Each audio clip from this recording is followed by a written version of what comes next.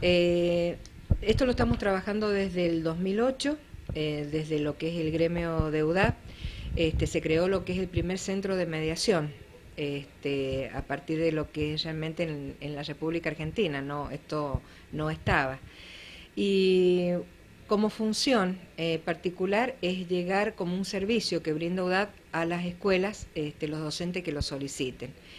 ¿Cómo se trabaja? El docente pide a través de una nota la intervención del centro de mediación para asistir a la escuela y observar las problemáticas que ocurren en ella. De por sí, la mayoría de los casos ya vienen ya con una problemática en particular, entonces en función de eso, uno arma el taller para una jornada institucional. Estas jornadas tienen resolución ministerial. ¿Qué quiere decir esto? Que no toca las jornadas que ya están programadas durante el año, sino que directamente pueden haber tantas jornadas como la escuela la necesite. Y esto también juega en favor del docente porque esto le va a permitir también otro tipo de crecimiento, porque a la vez también se van capacitando en servicio. Y esto, con esta certificación que se entrega desde el centro de mediación, también es valorado desde la Junta de Clasificación Docente. En realidad, esto empezó como un proyecto de investigación dentro de lo que es el centro de mediación, por las problemáticas que estaban ocurriendo, porque uno como docente, siempre el común denominador ha sido la queja común de decir el tema de los pagos, de lo poco que uno como docente cobra. Pero en realidad yo me aboqué a otra problemática que ya como que estábamos siendo desbordados, que era el tema de las problemáticas sociales, como la violencia, cómo atravesaban las escuelas, y que como docente nosotros no estábamos preparados para afrontar esta situación en particular. Y esto comenzó como una cuestión de decir, bueno, a ver, ¿qué cambio nosotros podemos provocar dentro de lo que es la institución educativa? Y esto a lo mejor a algunos le puede resultar como que es un agregado de una actividad más. Es decir, se nos están agregando otras cuestiones por el mismo precio. Y analizándolo, y esto cuando lo hablamos en las escuelas, nos damos cuenta que en realidad es una manera de ayudarnos a nosotros mismos, porque hay muchas cosas que se nos están escapando de las manos. Y aquí no es salir a hacer una cacería de brujas, no decir, bueno, a ver, ¿quién tiene la culpa? El ministerio, la culpa los docentes, la culpa de los padres. Aquí hay que hacer un trabajo en forma de equipo, si tenemos que decirlo así, por una cuestión que tiene que ver con la falta de respuesta que estamos dando nosotros, los adultos, a lo que son los jóvenes y niños que estamos recibiendo en las escuelas. Acá hay si yo tuviera que decir violencia igual a qué, y podemos decir que la violencia es en su defecto una cuestión que surge de la falta de incomunicación, o mejor dicho, de una falta de no saber cómo comunicarnos con el otro. Si nosotros vemos el niño, un bebé, cómo se comunica cuando necesita algo a través de llorar, de hacer alguna expresión corporal, y lo estamos escuchando y actuamos los adultos. ¿Qué pasa cuando este chico va creciendo y vemos que ante los pedidos o solicitudes que ellos tienen hacia los adultos no son escuchados? Tratan de cambiar conductas para de alguna manera ser escuchados. Lamentablemente, en la actualidad, vamos escuchando más a los chicos que causan problemas. Y es ahí donde es el cambio de paradigma que nosotros tenemos que realizar, porque cada vez encontramos más situaciones de conflicto en las escuelas, y tiene que ver justamente con el grado de violencia, cómo se comunican los chicos. Esta es una de las problemáticas. ¿El panorama hoy de la violencia de los jóvenes en las escuelas aumentó, decreció? Y va aumentando, y cuando lo preocupante, que cuando a la violencia se le pone nombre y apellido, como en este caso bullying, es realmente para dejar de preocuparse y empezar a ocuparse.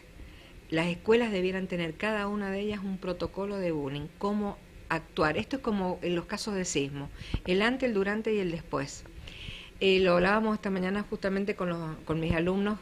Estamos formando un centro de mediación porque estamos buscando oportunidades de cambio en las instituciones, y esto también tiene que venir acompañado con equipos interdisciplinarios que sí o sí tienen que estar instalados en las escuelas.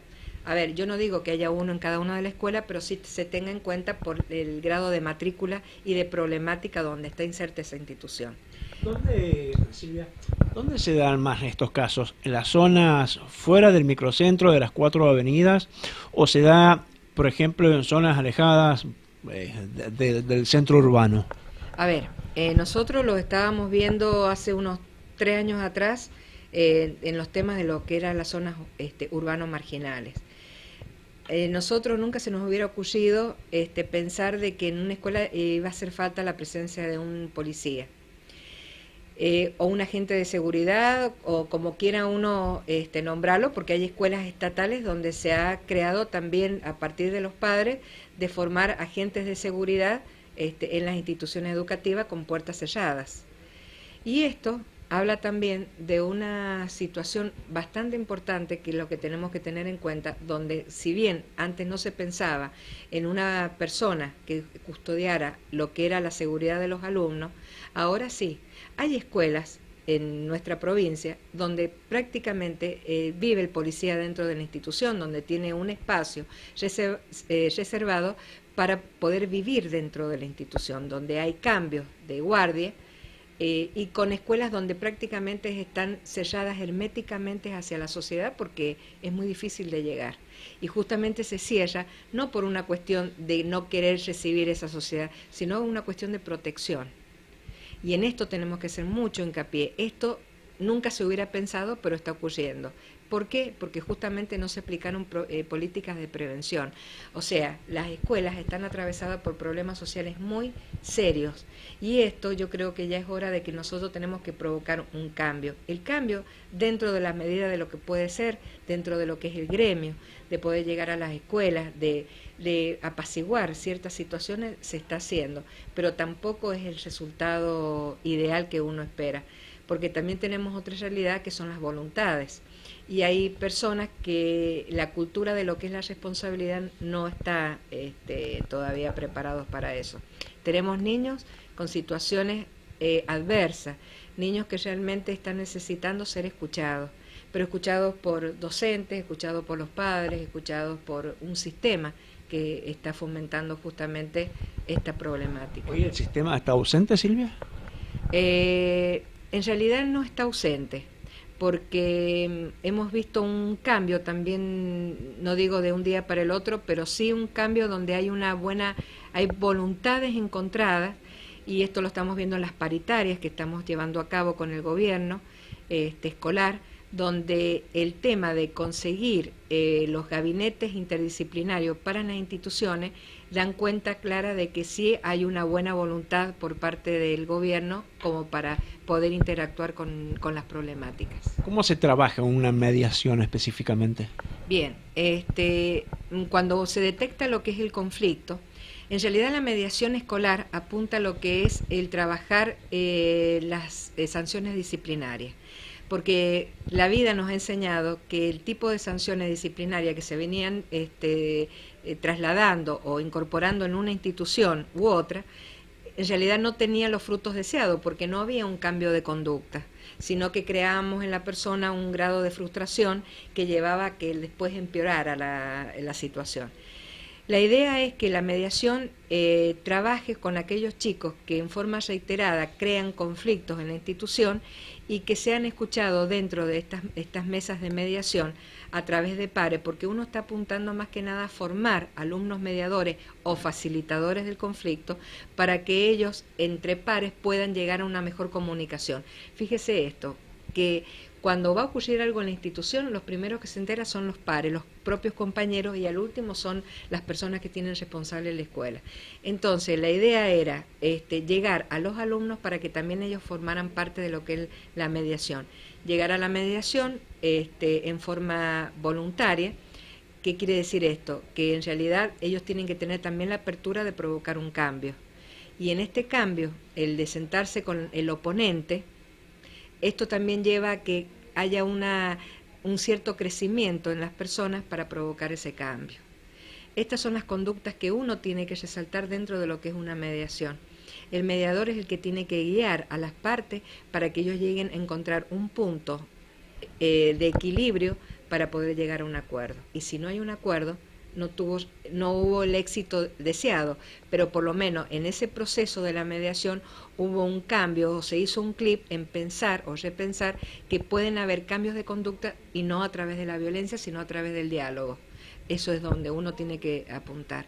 Una de las actividades que uno tiene que realizar en forma permanente y como un ejercicio es el escuchar. Nosotros en mediación decimos prestar la oreja al otro. Y esto no solamente en el ámbito educativo, en el ámbito familiar. El dedicarnos el 5 minutos o un minuto como para decir, bueno, tengo poco tiempo, pero el escuchar a mis hijos, qué es lo que les está pasando, qué es lo que están sintiendo. Ahora, ¿qué pasa cuando una mediación falla o no es lo que ustedes esperaban? ¿Cómo se sigue trabajando ahí? En realidad podríamos decir que nunca se falla en una mediación, porque hay autores que dicen que no hay que llegar al final del proceso, al final del resultado, sino hay que seguir el proceso. Lo importante es que haya algún cambio de conducta entre una de las partes. ¿Por qué? Porque podrían decir esas partes, bueno, miren, yo voy a tratar de no intimidarlo, de no mirarlo con la cara que él dice que yo lo estoy mirando y que esto le provoca a él ciertas actitudes de rechazo. Pero no pidan que yo sea amigo de él. ¿Entiende lo que le digo? Sí. O sea, que por lo menos antes no se tenía en cuenta el proceso, se tenía en cuenta el resultado. Si se acordaba, tenía éxito la mediación, y si no se acordaba, no era el resultado deseado.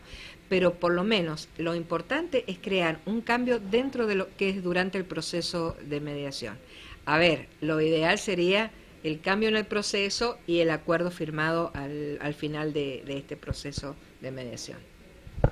Ahora, Silvia, ¿qué pasa con el docente? ¿Qué pasa por la cabeza de un docente que tiene alumnos conflictivos o que la familia del alumno se resiste al cambio y va y son agredidos los docentes? Bueno, eso es otra historia. Yo le voy a decir algo con respecto a lo que es la mediación. La mediación no trabaja sobre las agresiones o la falta de respeto, en este caso de los adultos, sobre todo. Porque acá hay todo un tema institucional que tiene que ver con la forma de cómo nos vamos a dirigir al otro. Si un padre viene y agrede a un docente, lo que le va a caber en este caso es una denuncia, y que sale de lo que es la escuela para hacer una denuncia penal. En esto hay que saber dividir, dividir las aguas, digamos, porque yo no puedo hacer una mediación con una pareja problemática donde una persona le ha pegado al otro, o lo ha agredido, o lo ha insultado, para después venir a darse cuenta. En este caso cabe lo que es la denuncia. En caso de violencias extremas, la mediación no cabe, sino cabe en lo que son las relaciones humanas y las conductas sobre eso. Por ejemplo, un caso de bullying, el caso de bullying, si bien está el protocolo ya armado y trabajado, pero no vamos a llegar al extremo. Esto es lo que sirve la mediación, como una política de prevención, porque la mediación lo que me va a impulsar a mí es que en un caso de bullying o de violencias fortuitas, esto sea el que detecte y que tome en su momento la problemática para paralizarla en ese momento.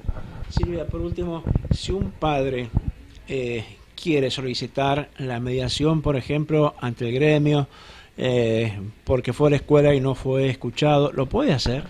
En este caso particular desde el gremio no, porque el gremio en realidad el servicio que brinda es a los docentes, no a los padres en particular. No es que yo como mediadora pueda en forma particular ir al padre con una docente a hacer una mediación. Podría ser si la docente pide una mediación, sí, pero no el padre, porque en realidad UDAD brinda el servicio